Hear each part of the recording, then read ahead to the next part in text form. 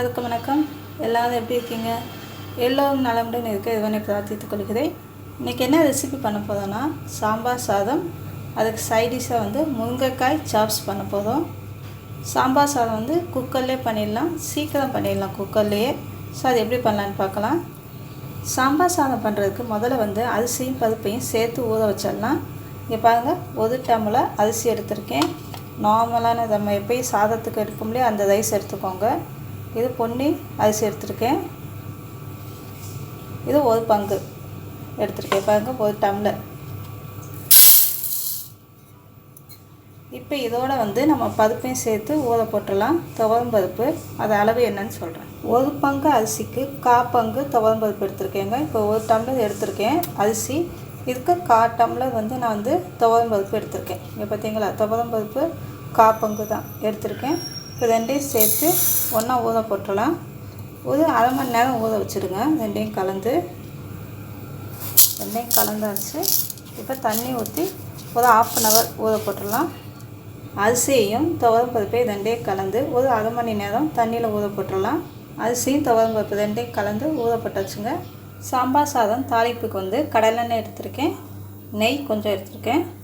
தாளிப்புக்கு கடுகு, உளுத்த பருப்பு, ஜீரகம் 1 ஸ்பூன் எடுத்திருக்கேன், கருவேப்பிலை, 1 பிஞ்சு வெந்தயம், மஞ்சத்தூள் தேவையான அளவு, மிளகாய்த்தூள் 1/2 ஸ்பூன் தனி மிளகாய்த்தூளுங்க, மல்லித்தூள் 1/2 ஸ்பூன், சாம்பார் தூள் 1 ஸ்பூன் எடுத்திருக்கேன். இது வீட்டில் வச்ச சாம்பார் தூளுங்க. பெருங்காயத்தூள் தேவையான அளவு, உப்பு தேவையான அளவு. சின்ன வெங்காயம் இங்கே பார்க்க ஒரு பவுலில் கட் பண்ணி வச்சுருக்கேன். இந்த அளவு கட் பண்ணி வச்சுருக்கேன். இந்த மாதிரி 2 மீடியம் சைஸ் தக்காளி, 10 பல் பூண்டு தட்டி வச்சுருக்கேன். இப்போ பாருங்கள், காய் நான் எடுத்திருக்கேன். என்னென்ன காய் எடுத்திருக்கேன்னா பீன்ஸு, அவரைக்காய், கேரட் எடுத்திருக்கேன், கட் பண்ணி வச்சுருக்கேன். நீங்கள் தேவைப்பட்டால் உருளைக்கிழங்கு கூட சேர்த்துக்கலாம். நான் சேர்க்கலை.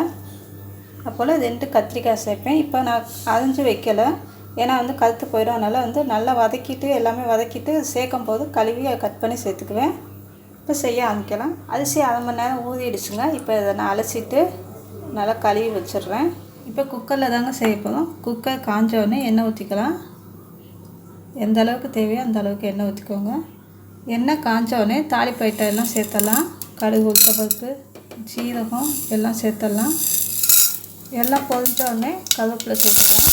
வெங்காயம் சேர்த்து வதக்கலாம். பாருங்கள், நல்லா வதக்கியாச்சு. இப்போ தக்காளி சேர்த்துடலாம். தக்காளி சேர்த்தாச்சுங்க. இதையும் சேர்த்து வதக்கிடலாம். பாருங்கள், வெங்காயம் தக்காளி நல்லா வதங்கிடுச்சு. இப்போ நம்ம மசாலாலாம் சேர்த்துடலாம். தேவையான அளவு மஞ்சள்தூள், மிளகாய்த்தூள், மல்லித்தூள், பாருங்கள் எல்லாத்தையும் சேர்த்தாச்சு. எல்லாத்தையும் சேர்த்து நல்லா கலந்து விட்டுக்கலாம். உப்பு சேர்த்துடலாம்.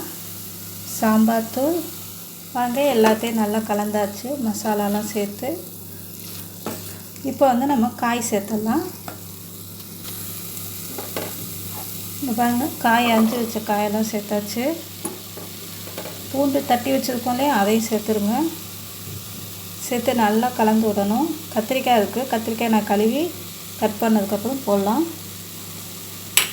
இப்போ இதை நல்லா மிக்ஸ் பண்ணிக்கலாங்க. பாருங்கள், நல்லா காயெல்லாம் கலந்து விட்டாச்சு எல்லாம் சேர்த்து. இப்போ கத்திரிக்காய் கட் பண்ணி போட்டுறேன். கத்திரிக்காய் இங்கே பாருங்கள், கழுவி வச்சுருக்கேன், தண்ணியில் போட்டிருக்கேன். இப்போ அதோட சேர்த்துருவேன். கத்திரிக்காய் சேர்த்துடலாங்க. இப்போ எல்லாத்தையும் கலந்து விட்டுட்டு கொஞ்சம் நேரம் இருக்கட்டும். அப்புறம் பருப்பு சேர்க்கலாம். நீங்கள் விருப்பப்பட்டால் பச்சை பட்டாணி, உருளைக்கிழங்கு கூட சேர்த்துக்கலாம். இப்போ நான் அதோட அரிசியும் பருப்பும் சேர்க்க போகிறேங்க. எல்லாம் அலசி வச்சுட்டேன். இப்போ இதோட சேர்த்துடுறேன். பாருங்கள், காயோட அரிசி பருப்பு நல்லா கலந்து விட்டுட்டேன். இப்போ தண்ணி சேர்க்க போகிறேன். நார்மலாக நம்ம அரிசிக்கு 1 பங்குக்கு 2 பங்கு தண்ணி ஊற்றுவோம். இப்போ நம்ம 3 பங்கு தண்ணி ஊற்றிக்கலாம். ஏன்னா அப்போ தான் நல்லா வெந்து குறைவாக இருக்கும்.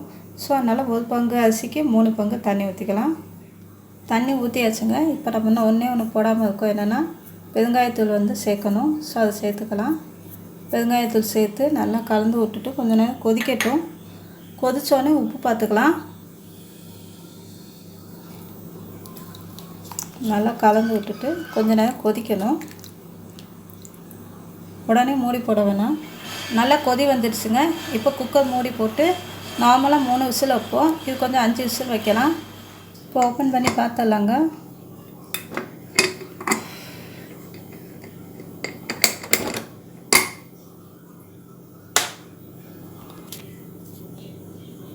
பாருங்க சாம்பார் சாதம் ரெடி ஆயிடுச்சு.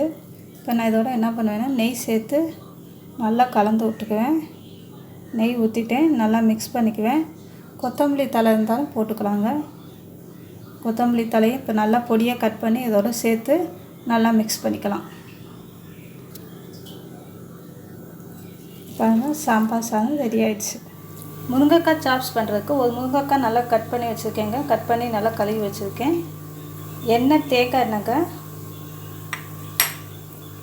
கடுகு உளுத்த பருப்பு தாளிப்புக்கு, கருவேப்பிலை கொஞ்சம், சோம்பு 1 ஸ்பூன்,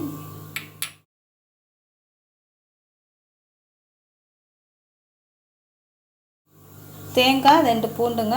இது அரைக்கிறதுக்கு யூஸ் பண்ணுவோம். தேங்காய் கொஞ்சம், 2 பெரிய பல் பூண்டு, மஞ்சள்தூள் தேவையான அளவு, மிளகாய்த்தூள் 1 ஸ்பூன். உங்களுக்கு எவ்வளோ காரம் வேணுமோ அந்த அளவுக்கு நீங்கள் மிளகாய்த்தூள் யூஸ் பண்ணிக்கலாம். உப்பு தேவையான அளவு, பெருங்காயத்தூள் தேவையான அளவு. இப்போ செய்ய ஆரம்பிச்சிடலாங்க. முதல்ல என்ன பண்ணணுன்னா வெங்காயத்தையும் பெரிய பல் பூண்டையும் அரைச்சிக்கலாங்க. இப்போ அதுக்கு இந்த மாதிரி அரைச்சி எடுத்துக்கலாம். கொஞ்சம் கெட்டியாக அரைச்சிக்கலாம், ரொம்ப தண்ணி வேணாம். இப்போ நான் ஒரு முருங்கைக்காய் போட்டதால் இந்த அளவுக்கு எடுத்திருக்கேன். நீங்கள் முருங்கைக்காய் நிறையா போடும்போது இதோட தேங்காய் பூண்டு அளவையும் ஜாஸ்தி ஆக்கிக்கோங்க. தவா காஞ்சோடனே எண்ணெய் ஊற்றிக்கலாங்க. தவா காஞ்சோடனே எண்ணெய் ஊற்றிட்டேங்க. எண்ணெய் காய்ச்சிடுச்சுங்க. இப்போ கடுகு உளுந்த பருப்பு சேர்த்துக்கலாம். கடுகு உளுந்த பருப்பு பொரிஞ்சோடனே கருவேப்பிலை பொரிஞ்சோடனே சோம்பு சேர்த்துடலாங்க. இப்போ வெங்காயம் சேர்த்துடலாங்க. வெங்காயம் வதக்கினோடனே தக்காளி சேர்த்துடலாம். தக்காளி முக்கியமாக அரை தக்காளி போடுங்க, ரொம்ப வேணாம். பொடி பொடியாக நறுக்கி போடணும். நல்லா வதக்கியாச்சுங்க. இப்போ மஞ்சள்தூள் தேவையான அளவு, மிளகாய்த்தூள், உப்பு தேவையான அளவு சேர்த்து நல்லா மிக்ஸ் பண்ணிக்கலாம்.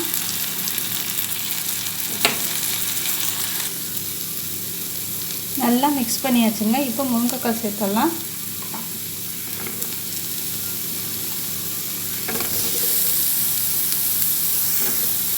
நல்லா கலந்து விட்டுறலாம். பெருங்காயத்தூள் சேர்க்கலாங்க. 1 பிஞ்ச் பெருங்காயத்தூள் சேர்த்துக்கலாம். சேர்த்து நல்லா கலந்துக்கலாம். நல்லா கலந்தாச்சுங்க. இப்போ தேங்காய் அரைச்சி வச்சோன்னே அதை ஊற்றிடலாம். அதையும் சேர்த்து நல்லா கலந்துக்கலாம். தேங்காய் அரைச்சி வைக்கோம் இல்லையாங்க, அதை ஊற்றிடலாம். ஊற்றிட்டு நல்லா கலந்துக்கலாம். இப்போ இது வேகிற அளவுக்கு தண்ணி ஊற்றி வேக வச்சுக்கலாங்க. ரொம்ப தண்ணி ஊற்றானா, வேகிற அளவுக்கு தண்ணி ஊற்றினா போதும். ஸோ இப்போ நல்லா கலந்து விட்டுட்டு உப்பெல்லாம் செக் பண்ணிக்கோங்க. செக் பண்ணிவிட்டு மூடி போட்டு வேக வச்சிடலாம். இப்போ நல்லா கலந்து விட்டு தண்ணி ஊற்றி வச்சுங்க வேகிற அளவுக்கு.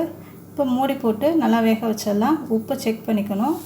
பாருங்கள் முருங்கைக்காய் நல்லா வெந்துடுச்சு, தண்ணியும் சுண்டிடுச்சு. இப்போ என்ன பண்ணலான்னா கொஞ்சமாக எண்ணெய் சேர்த்து நல்லா கிண்டி விட்டு சிம்மில் வச்சிடலாம். 5 மினிட்ஸ் சிம்மில் வைங்க. அந்த எண்ணெயில் இன்னும் கொஞ்சம் மசாலா வேகட்டும். பாருங்கள் முருங்கைக்காய் சாப்ஸ் ரெடி ஆயிடுச்சு. நல்லா ட்ரையாக இருக்கும். சாம்பார் சாதம் முருங்கைக்காய் சாப்ஸ் ரெடி ஆயிடுச்சுங்க. செஞ்சு பாருங்கள். உங்கள் குழந்தைங்களுக்கு செஞ்சு கொடுங்க. பிடிச்சிருந்தால் லைக் பண்ணுங்கள், சப்ஸ்கிரைப் பண்ணுங்கள், ஷேர் பண்ணுங்கள்.